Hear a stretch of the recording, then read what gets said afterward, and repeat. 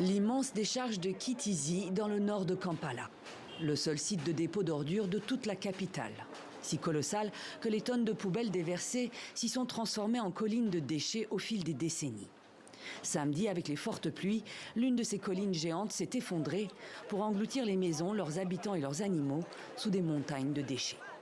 Ça a commencé juste avant 8 h du matin. Vers 7 h et quelques, on a entendu quelque chose comme une explosion, comme un coup de feu. Et ensuite, on a commencé à voir les gens.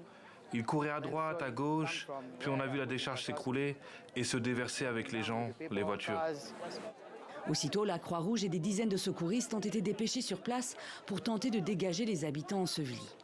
Une dizaine de personnes encore en vie ont pu être sauvées et renvoyées vers des hôpitaux. Mais d'autres n'ont pas eu cette chance.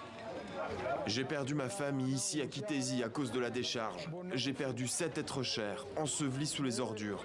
Ma femme et mes enfants sont tous morts. Nous avons récupéré 4 corps, les autres n'ont pas encore été retrouvés.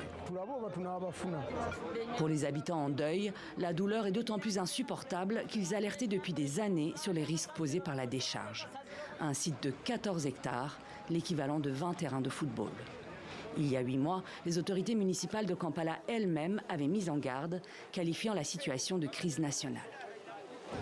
La chose la plus douloureuse pour nous en tant que responsables communautaires, c'est que nous avons averti que ces déchets tueraient des gens. Parce que la décharge est pleine au-delà de sa capacité et les gens vivent ici et n'ont nulle part où aller avec leur famille. Nous avions demandé au gouvernement de venir nous aider à réinstaller ces personnes dans un autre endroit. Désormais, le gouvernement n'a plus le choix. Environ 1 millier de personnes se retrouvent sans abri et doivent être relogées.